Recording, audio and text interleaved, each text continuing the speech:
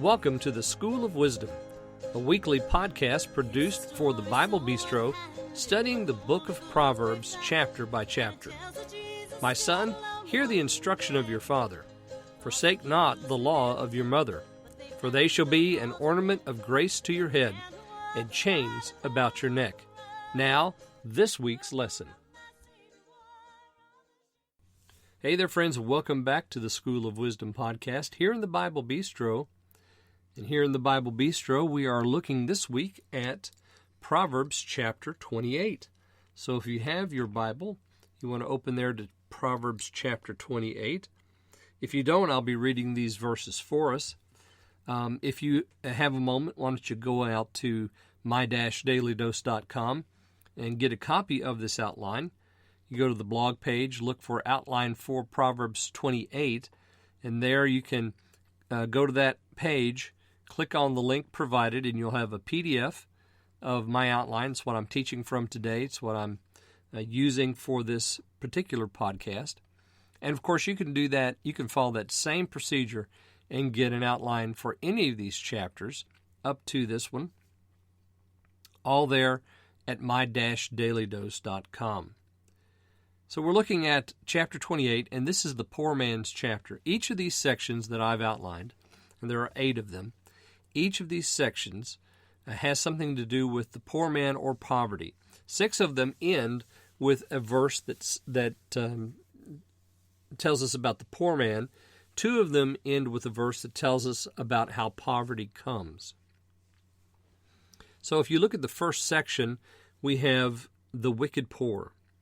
The wicked flee when no man pursues, but the righteous are as bold as a lion. For the transgression of a land many are the princes thereof, but by a man of understanding and knowledge the state thereof shall be prolonged.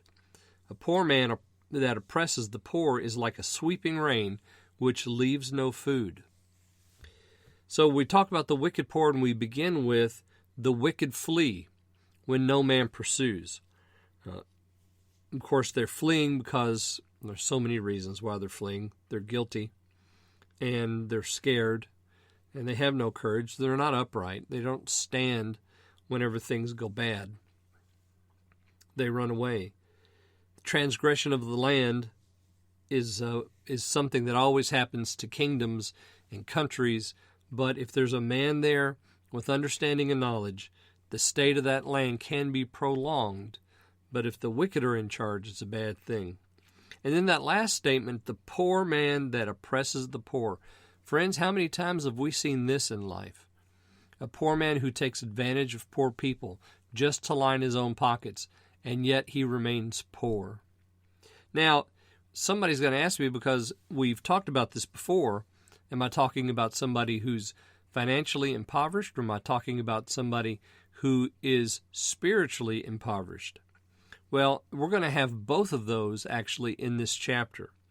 Now, here's a man who's spiritually impoverished because he's walking in wickedness.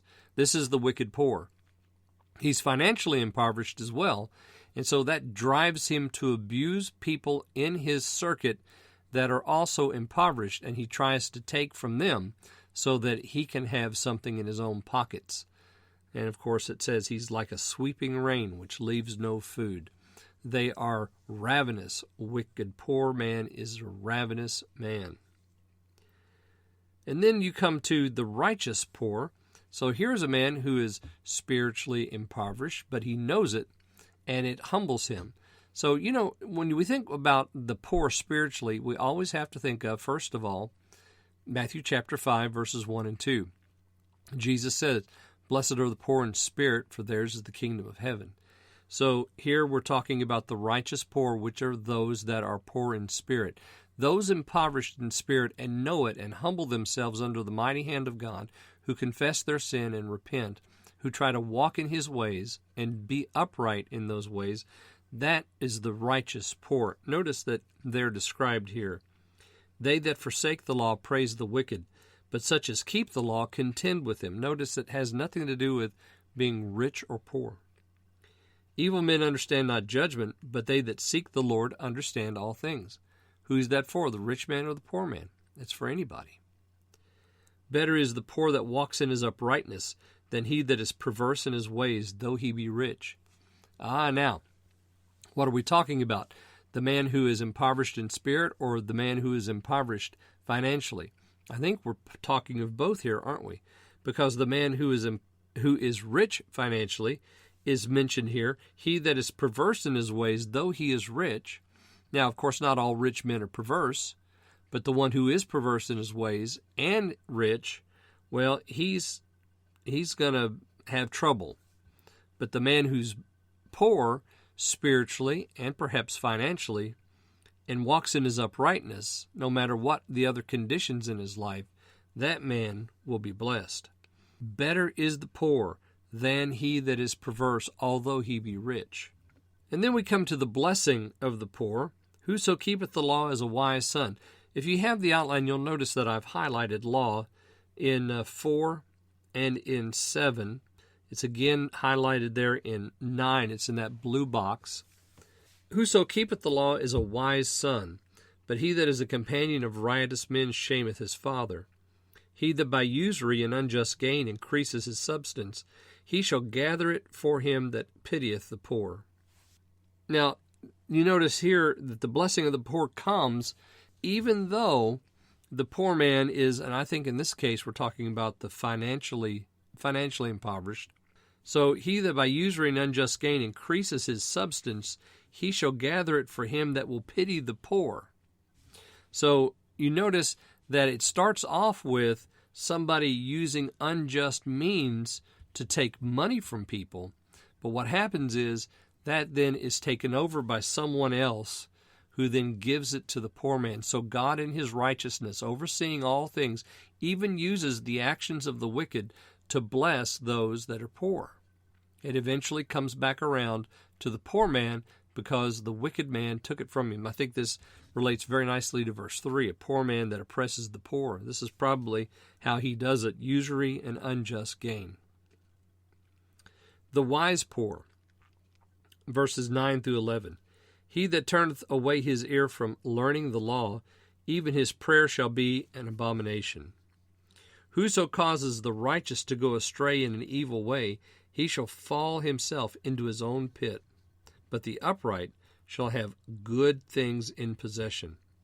The rich man is wise in his own conceit, but the poor that hath understanding searcheth him out. Now the wise poor here is referenced there in verse 11. The rich man in his own conceit the rich man who is wise in his own conceit. So he's proud of his own pride. He's proud of his own thoughts. He thinks that he's the best, the smartest, the quickest, that kind of thing. He's arrogant. That's a good way to put it. But the poor man who understands, he's going to search him out. So the poor man, who is that man? The poor man that walks in his uprightness. That's the one. The poor man who does not forsake the law but keeps it. The poor man that seeks the Lord. He understands all things. And so if he's there and he's going to understand what's going on, whereas the other fellow, well, he's never going to know. But the poor man will. The poor man will judge him. The poor man will be able to point it out. Of course, the rich man won't listen to the poor man because the rich man thinks he's got it all. Of course, 9 and 10 also very important. He that turns away his ear from hearing the law, even his prayer shall be an abomination. Well, that's pretty plain language, isn't it? Your prayer is going to be an abomination if you don't listen to the Lord. And so there it is. Verse 10, whoso causes the righteous to go astray in an evil way, he himself shall fall into his own pit. We see that often in the book of Psalms. Over and over again, we're told about the wicked that dig pits for the righteous. Well, eventually they fall into the very pits they themselves dig. There's no wisdom there. Then we come to the oppressed poor, verses 12 through 15. When righteous men do rejoice, there is great glory, but when the wicked rise, a man is hidden. He that covers his sins shall not prosper, but whoso confesses and forsakes them shall have mercy. Happy is the man that fears always, but he that hardens his heart shall fall into mischief.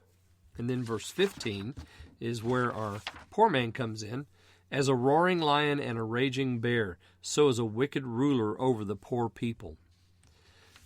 So I've called this section the oppressed poor because of that last statement, the wicked ruler over the poor people. Just like we had in verse 3 with the poor man oppressing the poor, so now we have here in verse 15 the rich ruler oppressing the poor. So the man who's poor is oppressed on both sides, both other poor people and those in charge over him if they're wicked. And so the wicked poor or the wicked ruler, it doesn't matter. If the man is poor, there is oppression that waits. And of course, we're still talking about wickedness. If you notice verse 12, when the wicked arise, a man is hidden. Now we're going to see that repeated.